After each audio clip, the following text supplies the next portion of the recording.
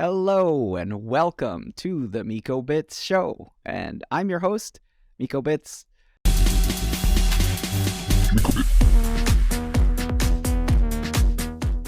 Today we have John Paller, who is really founder of Opolis and also one of the central stewards within the Eat Denver Buffacorn movement. So, I would love to kind of introduce John to the show. So welcome to the Miko Bits Show.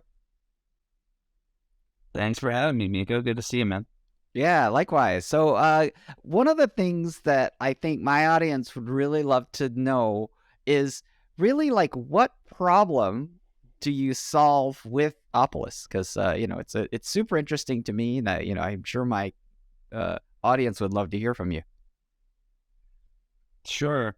So Opolis solves, we talk a lot about decentralized identity, decentralized, like self-sovereign data. These are all sort of concepts that sort of go into this Web3 ethos of providing people maximum freedom to, own their own stuff and own their own identity. Well, the 800-pound gorilla in the room that none of us really talk about is the concept of employment and the fact that somebody else owns your employment. So what we've done is basically, you could call it disintermediated employment, but more functionally, we've used existing statutory and compliance requirements to architect what we call self-sovereign employment. So instead of somebody else permissioning you to get your basic health care, retirement plans, and have proof of income, which is really AKA a pay stub, and a W-2, we've actually created the platform that allows solopreneurs, independent workers, to replicate traditional employment, but on their own, doing it for themselves. Wow. So one of the things that really strikes me so deeply when you frame it in this way of like sovereignty and this kind of idea of employment, right? When you kind of mix these memes, is that it gets down to this super existential and physical layer, right? Which is that there's this idea of like habeas corpus, right? Which is sort of produce the body, right? Like it's physical, right? It's embodiment, right? So the thing that I think is astonishing is when you think about like Abraham Maslow's hierarchy of needs, right? Like this is really striking all the way at the base sustenance level, right? Which is, how do you get money so that you can feed your family or survive or eat or put a roof over your head, right? So this is deep stuff. It is the so if you talk about, like, we talk a lot about layer ones or protocols in the technological sense, so like Ethereum or TCP/IP, those kinds of things. But what people don't understand or don't talk about as much is employment is the functional protocol of your experience commercially. Wow. So it's the base layer of everything. So if you don't have ownership of that, then all of the other things you build on top of it aren't going to be yours, right? So it doesn't matter.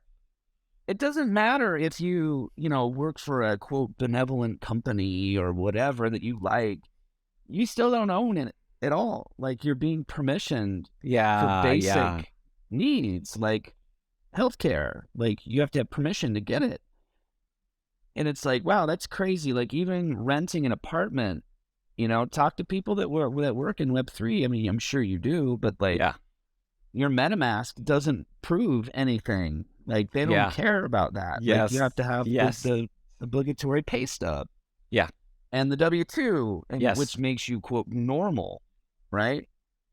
And if you've opted out of those things, you don't get it, right? You can't rent the damn apartment. It's like, that's kind of ridiculous. Like, so how do we thread the needle to give people this normalcy and bridge the two worlds? I mean, that's essentially the issue that we solved, and we solved it. I mean, it's now well past what I would consider product market fit, and now we're in scale mode. I'm to definitely gonna really go there. reinforce the mode. I'm definitely gonna go to like the traction numbers and the how's it going. But before I go there, one of the things that this pops into my mind is this is a Jedi mind trick, right? And what it makes me think is, this is my mental picture, right? Which is you've got these DAO employees who are kind of maybe digital nomads and they're kind of off the grid. They're kind of these like wide-eyed sort of like Ethereum hippies doing, Non-trad, just yeah, they're very YOLOers, non-trad. Yes, right? So super creative, culturally wonderful, creative humans, right? And what's happening A little is that rebellious.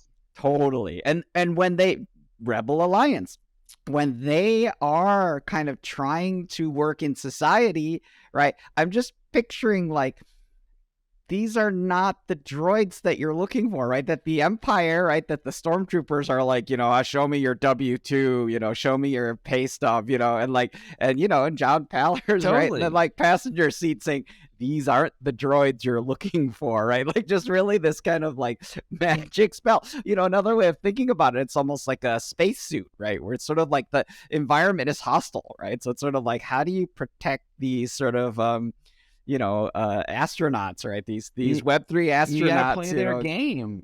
You gotta Yes, play their yes. game, right? That's it. So That's it. what You're we showing the said right was metadata, right? Yeah, I love it. yeah, here's the pay stub, and here's the compliance, and here's the 941 filings, and here's the tax withholdings, and here's all the things that make you legit, except a traditional service provider would never want to do this for you because there's no incentive for them to do it.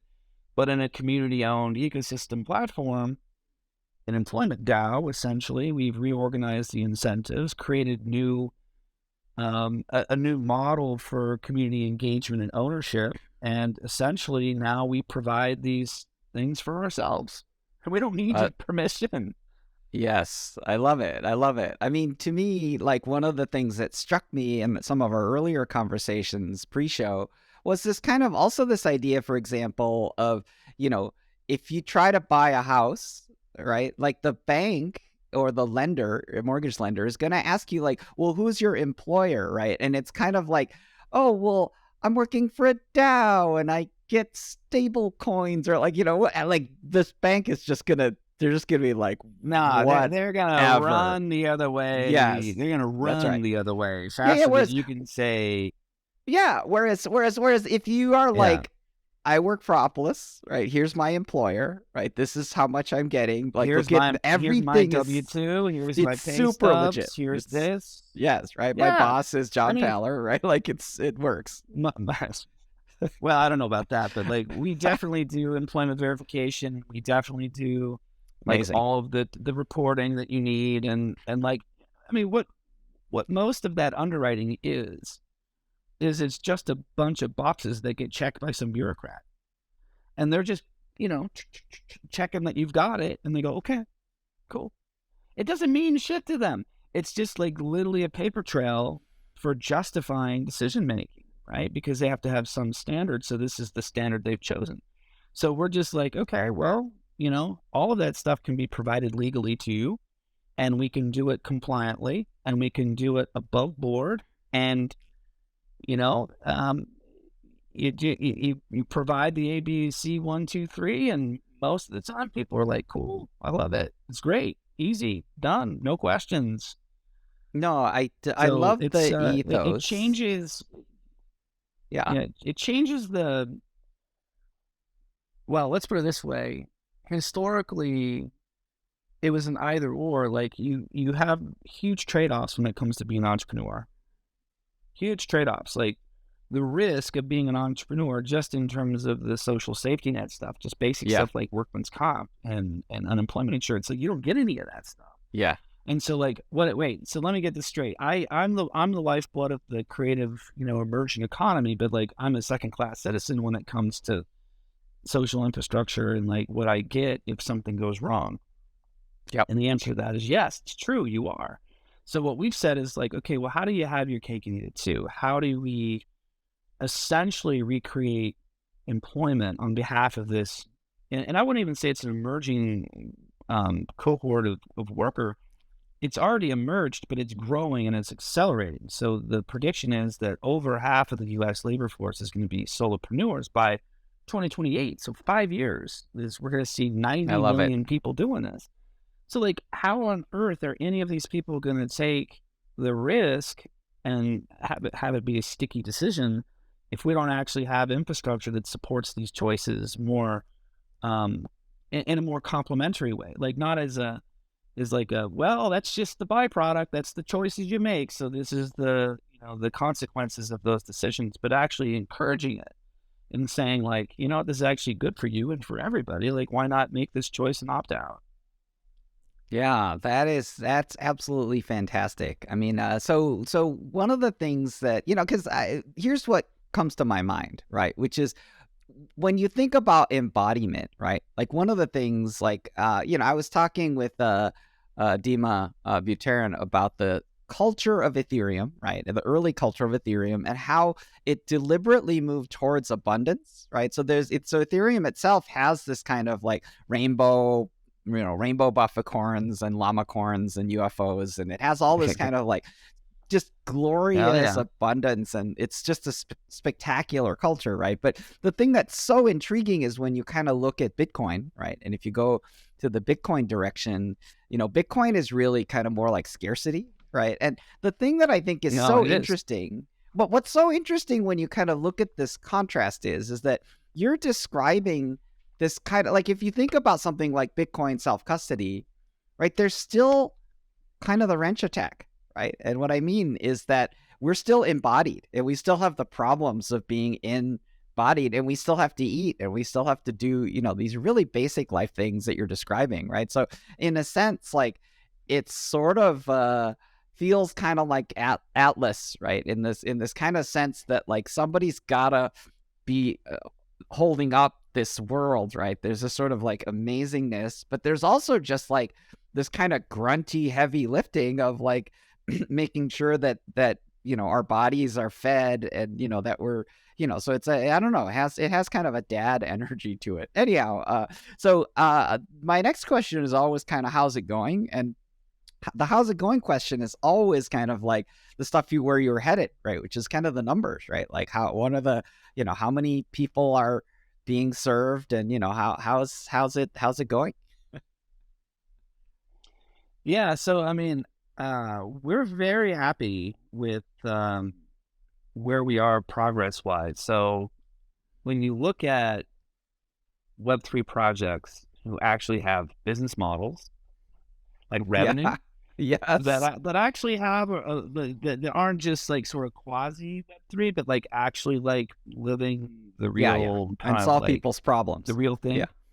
and solving real problems. Like, we've grown over about 18 months from like, 1.5 million in total annualized payroll volumes. Now we're doing 50 million plus. Nice. So, and that represents hundreds and hundreds and hundreds of members that are active. And it's a sticky model because in order to maintain your healthcare and your status, you have to maintain active, payment, right? So you have to Yeah, continue to pay yourself a paycheck, and you for have to sure. continue to participate. So the incentives are very, very aligned for not just product market stickiness, but like engagement, like real engagement. So our churn numbers are really low, even in Q4 last year when like the DAOs basically like, went through a huge sort of trimming process and tightening of treasuries or even the loss of treasuries. Yes, for sure.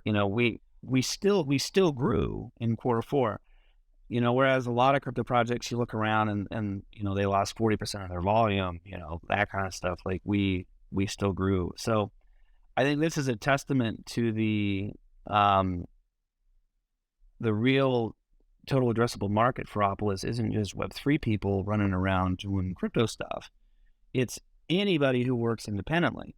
Yeah. And so it's a bridge between both worlds, whether you're in Web 2 looking for that bridge to the future of work, or you're in Web 3 already living the future of work looking for normalcy. It works both ways because the issues that entrepreneurs, solopreneurs have they're all the same. It doesn't matter if you're a Twitch streamer or a Web3 software dev, or if you're a community person for Web3, or if you're a real estate agent. You need healthcare, you need compliance, you need, the shared services that help administer your business. Like, you need all of those things, regardless of what brand you happen to be practicing. So, as a generic tool set that solves this common problem, we've seen quite positive response and embrace of it, because it really is. It's a new paradigm for HR tech for sure, because 99% of HR tech today is all B2B. Yeah. It's all, I'm going to build a software and then I'm going to sell it to businesses, and I'm going to go in through a traditional sales channel and show you all the features and benefits and opportunities to save cost, time, money, whatever. And you're going to SaaS it from me, or you're going to use it. And it's B2B, right? Yeah. But I mean, go ahead. I was just going to reflect really quickly. Go ahead. I was just going to say, because we moved it from B2B to B2C, it in a way, it's a disintermediation of that activity, right? So we're moving it directly to, you could even call it peer-to-peer employment, right? Because they're moving directly to doing it for themselves. And we're no longer dependent on these sort of third-party intermediaries to like even be the channels for distribution for this tech. It's direct to consumer. So it's a pretty fascinating paradigm shift, but so far it's been very well received. I love it. I'm super excited because to me, when you talk about HR tech, you even have to deconstruct HR, right? So when you really think about HR, like human resources, right? Like I saw a LinkedIn post yesterday, and there was one of these super classic kind of corporate-y dudes saying, oh, our employees are our most important asset, right? And, it's so extractive, like it's just a fundamentally extractive mindset, right? And so like the whole concept of the existence of a department called HR is just kind of scary, right? Because the concept of a human as an asset, like that is just disturbing, right? Like if you just go to go to Google and type in definition of asset, and just start looking at the various options of how you want to define the word asset, and try to start applying that to a human, and you're not going to enjoy it. You're not going to enjoy this process. Like, it's not cool. I mean, if you sort of like open your eyes to it and you go, wait, how did this happen? Like, if you go back and look at what I call the advent of the MBA culture back in the 60s and 70s, everything started moving to, from the emergence of the Industrial Revolution to more optimizing of these large organizations, and then things like spreadsheets, ERP software, and like all these ERP efficiency tools. Well, in the 70s and 80s, the term human resources and human capital came out of this MBA sort of like Reaganomics, right? Yuppies. Yeah, and it's just like wait. I mean, but what it really was, is it was the beginning of the dehumanization of the labor force. We've dehumanized workers into cogs and wheels and asset classes, and we basically look at, how to maximize our ratios of head count versus actually like how to maximize the human experience, which might actually translate to productivity. So, and we've gotten so far away from that in the corporate culture that I don't think that it's actually salvageable. I think that, I agree. The profession HR is so far down the road and invested more so in risk management than it is in actual like human activities that I don't see any saving that. Yeah. The word human is kind of not really part of the equation. And to me, like, I'll tell you where we've come is towards a realm that I refer to as sort of peak centralization and peak extraction, right? Which is, and the thing that has really happened over the past few years, not even with this recent wave of generative AI or Chat GPT, whatever, but like, no, much more primitive AIs, right? Which is like the Excel solver.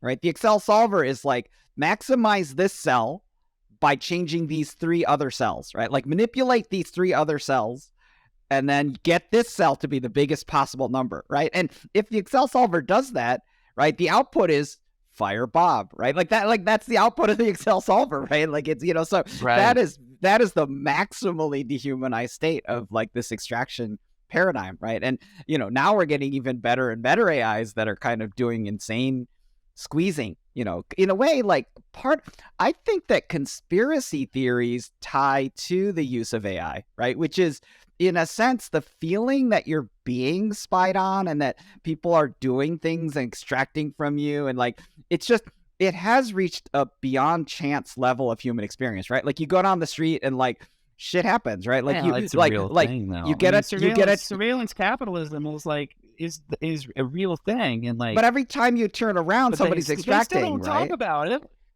Of course, because that's the incentive. That's the game design. It's a scarcity-based mentality, right? It is. Like we live in a zero-sum reality today. And the thing that I love, I mean, for me, my personality, I'm a positive sum guy, right? And I want to see mutualistic outcomes that actually accrue value at a higher rate of speed in a more sustainable way. Yeah. And we need new economic games and design and systems to do it. But we also have to shift our mentality out of the old zero-sum scarcity-based models.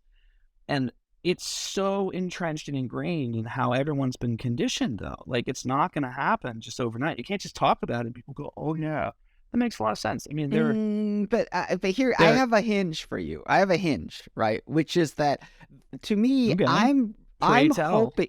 So my hinge is this, right? Which is, I think that if we get abundant clean energy, right, be it from renewable sources, be it from nuclear fusion, like however we attain it, if we attain abundant clean energy, I think that will tilt us all there, right? So I feel like obviously there's mindset involved, right? But in a sense, like I think the abundant future is one where we kind of solve this deep base layer problem, right? Because once you have abundant clean energy, there's all kinds of amazing things you can do. You could do desalination, you could do vertical farming, you can actually farm on top of the ocean. Like there's just bananas things you can do, right? But we don't have that yet. The trouble is we don't have it, and the trouble is the existing game design around competing to build that is highly corruptible, and I don't think that we can build abundant clean energy with a scarcity-based capitalistic system, because competition and the incentives to undermine the system are too great, especially through incumbents and special interests and things like that. So like, I think that these next generation economic games and monetary policies that come out of Web3 will be instrumental in building this said abundant green energy framework, because I don't see it happening in V1 of capitalism. That's interesting. It's not dissimilar. It's not dissimilar from, like, think about curing cancer or like, extending life. Okay. Yeah. There's actually no incentive to do it. Okay. If you think about healthcare is about treatment, not about cure, because the economic model is designed around things like recurring revenue and treating people. The more sick and of, the more damaged people are, the more money the engine makes, for sure. If you cure someone, you're done extracting money from that person. Yeah, that's true. Correct. So my point being is, even things like health, clean energy, the things that we know, I think generally and can agree on, are good for the sustainability of humanity and the advancement of humanity. Because I would agree with those things. I think that green energy makes a lot of business sense. But, and it also, to your point about Maslow's hierarchy of needs, it sort of gets us out of, if you think about solving energy, good Lord, globally, we solve a lot of fucking issues. Because we're no longer getting into petro wars and doing other bullshit to each other just for sport that we don't talk about, that we're not even honest about. Like, it's really gross. But if we could actually get to that point, then we can start moving up the chain of issues. And if we have better design around incentives, like, for example, healthcare, wouldn't it be interesting if our healthcare system was designed around incentivizing health, what if you could actually earn money and income just by being healthy? So think Yeah. about the amount of money that we spend on fucking infrastructure for healthcare and hospitals and ERs and taxes and all this shit. And it's so inefficient. Okay. It's so inefficient, but we don't incentivize health. We don't. Yeah. Yeah. We actually Being incentivize healthy is illness very economical. It's very economical to be healthy, right? to It's an just extent, but it's the way it's also measured is not broken. the it's broken, and it's not very easy to do it, because if you look at the pollutants in our food supply, for example, I mean, I would argue that 80 to 90% of our food supply is absolute trash and junk, and you shouldn't eat it. And it's not that you Yeah. can't in moderation, but it's just everywhere, and it's Yeah. so convenient. Yeah. You say, That's right. YOLO, whatever. And then it compounds because you do it every day, day in and day out. Then you wake up 35 pounds heavier, and you're like, what the hell happened to me? Yeah. And it's like, that happened to me. That exact thing happened to me. And I decided to cut out 85% of my carb intake. And I'm like super intentional about my diet and my exercise and my intake. But I'm also like balanced enough where I understand that I can't sustain that like every day for the rest of my life. So like every fourth day, I kind of eat what I want, and I don't go crazy, but like, it's enough to kind of take the edge off. But I've created a very systematic way of doing it. But like most people are never going to do this because it Right. takes a lot of intentionality. And It does. I'm like hardcore disciplined with this kind of stuff. Yeah. And yeah, unless you've got that kind of commitment, you're not going to do it. So again, I'm actually going against the grain of the incentives. But I also realize that it is economically smart to be healthy, but the extrinsic game incentives aren't really that obvious. So I have to Yeah. transcend it. So how do we make it more prevalent where like there's actual incentives to having that, egg white omelet and the low carb diet, and having a physical manifestation of health be incentivized economically? Like, would more people do it? Yes. They would. Yeah. They absolutely Yeah. would. Show me an incentive, I'll show you an outcome. Like it's Yeah. inputs, outputs, in my opinion. So just to kind of capstone this arc, right, this is really juicy and wonderful stuff, right? Because I'm really, my show is about the people, and the ethos, right, that you're reflecting, I think, kind of is the whole person, right? Because one of the things I think is really important about the new economic models that are emerging in sort of the abundance culture of Ethereum in particular is this idea of the open source culture, right? Which is one of the root cultures, right? And in open source, there's this idea of competition for consent, right? And if open source people competition for compete, community. Yeah, right. Exactly, right. But really, there's no kind of like, so in the history of open source, right, the thing that's amazing is that it's really about serving, right? And it's really about virtue, right? And to me, the thing that's so amazing about open source and the open source culture is that it eliminates externalities, right? The economic externalities are pushing a cost onto someone else that without their consent. Right. Like that's the definition of an economic externality. Right. And the thing that's amazing about something like open source culture is open source culture only lives and dies on consent. Right. So to me, open source turns problems and externalities into opportunities, right, to grow, right, which is, so you're helping people, yes, and the people who you're helping come to you and use your software, right? So that's a deep part of the kind of pillar mindset. It is, and it's very and non-zero if sum. you think about Web 2 builders, very much. I mean, it has to be. But the Web 2 mode of moat building was always IP, right? Trademarks, IPs, trade secrets. How can we outcompete you, right? And the open source world, all that shit's open source. Yeah, it's all you can use. Anybody can use it, right? And you can fork the GitHub repo and go build whatever you want, right? That's right. So it's like, wait a minute. Now you still see people trying to practice the IP trade secret stuff in blockchain open source. It's just like, you guys are ridiculous. You guys don't understand what this is, but you're just doing the business things, So, but the real, like Ethereum's a good example of this. It is not the best tech. It's not. Ooh, sacrilege. It is the early. I look. I'll say this to Vitalik. He knows. I mean, some of the later protocols or layer twos Blasphemer. have come in and solved some of Ethereum's problems. Are drafting on really one thing, and that is the community. And the thing is the community consent. I always say the community is the new IP. So you have to align with what the community cares about in a legitimate way, not just a, sort of virtue signal-y kind of corporate shill kind of way, but like in a legitimate way. There's a reason why the Ethereum ecosystem is so dominant, and it's because of the cultural vibe. It's because I'm with you. I'm 100% with you on that. Practices what it preaches. Yeah, not all, but but to me, I definitely so yes, agree. There's definitely a heart. There's definitely a heart, and there's a heartbeat, and there's a vibe, and it for sure. And to me, one of the things I've been thinking about is ancient stories and books. Right, I've been thinking about kind of like religious books or like heroic books like Homer, this kind of ancient text, right? And the ones that survive are the ones that are the best, right?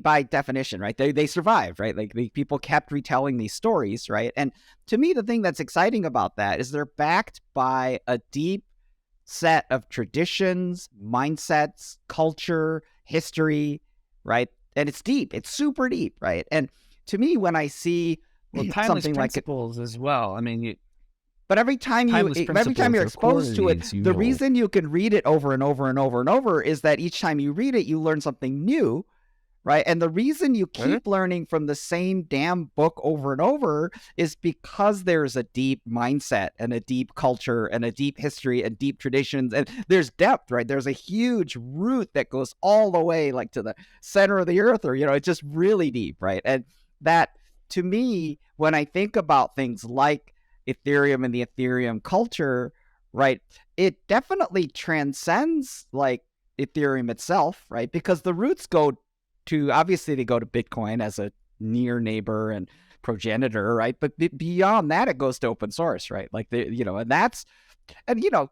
obviously jokingly open source can't be older than like the 1970s, which is the first digital scale computer, so it's not that old, right? But like open source is resting on even older cultural norms, and concepts, right? So I guess what I would say is mutuals and unions and all sorts of other sort of collective ownership organizing systems, and combined builders with new economic models and new monetary policies, and you layer all this together, and there's Web3, right? So we're taking lots of historical concepts and weaving them into a new thing. So I 100% agree with you. Yeah, so I'm super excited about it. So I guess one of the things I'd love to do just to wind up this segment is to talk about kind of roadmappy things, right? Which is kind of near and far term roadmap things for Opolis, right? So I'd love to get you to comment on like what's up next, like what's going to happen, like give us a glimpse into your practical future. Yeah, so our practical future is really all about a scale acceleration right now. That's all that it's about. Amazing. So you have product market fit. Yeah, I mean, there's no doubt about it. I mean, we debated it for a while, and it's like, like what's the proof points? What's the, both anecdotal and research based like feedback, and like what's the actual like stickiness? What's the actual churn numbers? What's the actual like all of this? And I think unequivocally, it's 100% fair to say that we've established product market fit. I love it. What we need to establish is the scaling mechanisms and like how you take this at scale to market. And that's not a function of whether or not it's needed. It's about the efficiency of distribution and how do you get it into the trajectory of the Earth's orbit cost effectively without having to invest inordinate amount of human hours and other things that just don't scale well, right? Because at some point, I love it. Especially in a B2C product that's a B2B thing, right? So it's a, Yeah. payroll compliance, business stuff, but it's, you're selling it directly to individuals. Like, this has not really been done much. Can And I like, ask a if you look for cheeky examples, question, which is sure. what's the kind of magic moment, right? So, like when you're having product experience, like when is it that the Um, user is like, "Hey, wait a minute," or "Okay now." So I'm wondering what the magic moment is. Well, it depends on who it is, but some of our members are kind of like in the gets it, like philosophically when they hear about it, they're like, Mm. oh. So, but then there's the people who like more practically need this service, but then they like get in and they're like, wait, they get that pay stub and they get the W-2 and they're saving a few $100 a month on their health insurance, and it's like better coverage. It's like group healthcare. It's like Yeah. high quality stuff. And they're like, Nice. holy shit, this is like awesome, because like because it becomes real, right? You This do a few of is those pay cycles and it's like, wow, this is like, I basically get my cake and eat it too. I get the feeling of employment, but I'm not subjugated to anybody. I'm doing it for myself. So you once know they yeah. experience it, it's pretty much hard to ignore it.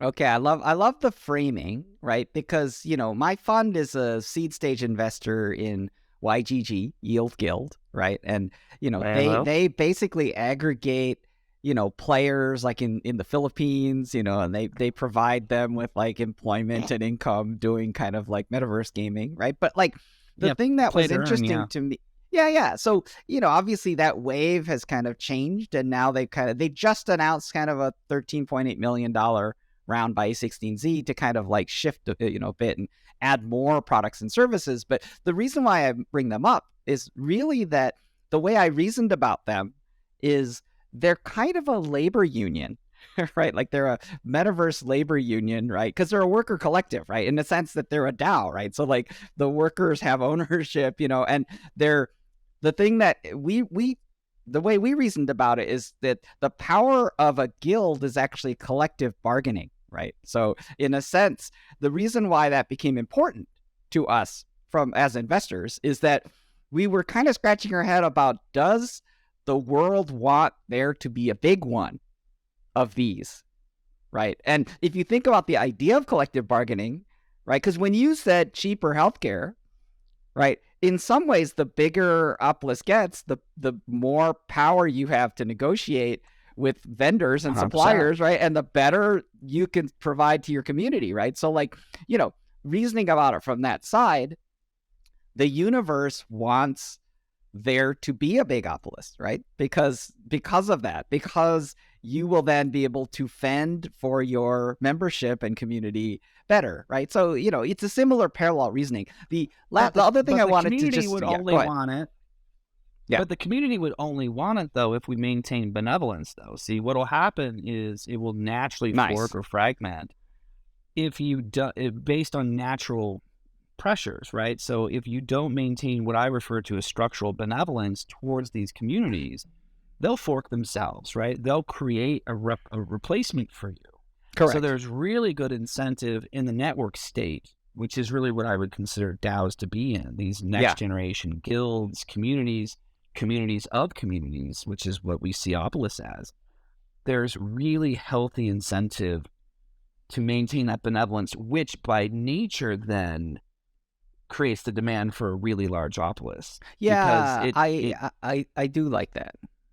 I like that yeah. because So yeah, you're double it's clicking on mutualistic. yes. It's mutualism. It really at its core between the what I always describe the future of positive sum games be the nexus of the selfish individual and that of the collective, and aligning the incentives of both, which has actually never really been done at scale in an economic model before that we've ever lived out. It's never actually happened. So it's not the whole narrative of, oh, the collective matters the most, and it's not the libertarian model of, well, it's only the individual rights that matter.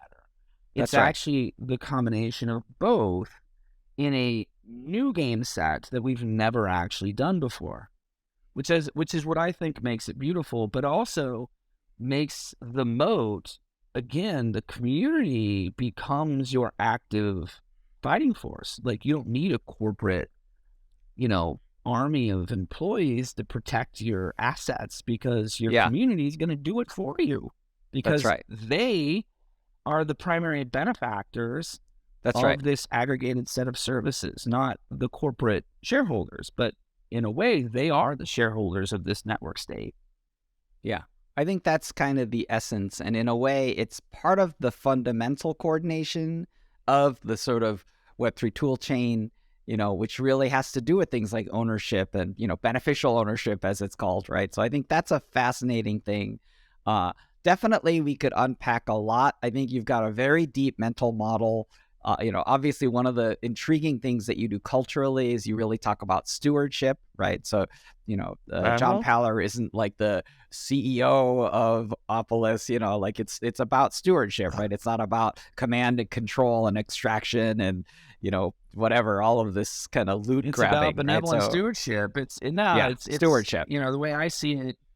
Yeah, the way I see it is my incentives are to make the community successful. If I do that, I'll be fine. I'm going to do great. But it's not just, if I focus on just my own personal mobility and Yeah, extraction of, personal wealth and value for me, I'm actually going to do that at the expense of serving the community well. So now it's yeah, not just like serving shareholders, to which I happen to be one.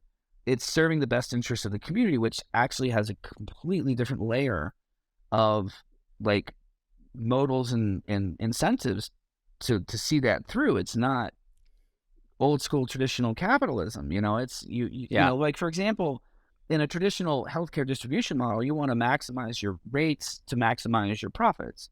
In our sure. model, we want to save people It's as much money as extractive. possible. That's right. Yeah, That's right. and we're It's ours is not, right? So we intentionally don't organize our revenue model around healthcare insurance sales, because we don't want to incentivize the wrong shit. We don't want yeah, to make it about that. We want to make it about value creation and aggregation for our yes, community yes, members, positive to the sum. point where, exactly. And then when you're scaling it, everyone just cares about growth, because that's how you accrue value, is by getting new members and more people, not by trying to maximize each dollar transacted. I dig it a lot. So yeah, so this has been a super invigorating episode. Just as with the ethos of my pod, I do want to disclose that I am a work holder. So I am someone who has a personal, not a venture investment into this collective. So, I just want everyone to do their own homework, and, but in a way, like, part of the ethos of the show is that that's more an expression of my passion and interests in specific entrepreneurs, rather than the other way around of like self-interest and trying to, so to me, I get excited first, so, I've been excited about this for, a good while, and I think hopefully people will be able to hear the excitement and sincerity coming from both of us, in our voices, and be able to make their own decisions, right, about people's motivations. But I think we do want to be transparent about that. And, but I really thank you for joining the show. I think it's been wonderful. Well, thanks for having me, Miko. And yeah, I think, my recommendation to anybody curious about these Web3 collectives, of any variety, is, join some DAOs, become a member of Opolis. You don't even have to become an employee member. You can become a coalition member like you are. Yeah. And you can sort of like, experience the tokenomics and, be around and sort of learn sort of existentially from some of the things that are going on. And it's not just Opolis. There's a lot of really interesting experimentation going on, that it's a great time to just jump in and see where you fit in. It's a ton of fun. Yeah, yeah. And just as a quick footnote for listeners of this segment, John is one of the chief organizers and stewards for ETH Denver. And so, I think a lot of his deep understanding and appreciation of the Ethereum culture kind of flows out of, how deeply rooted he is in that. So, I think just wanted to thank you for joining the show, and, hope to see you soon. Thanks, man. Thanks for having me.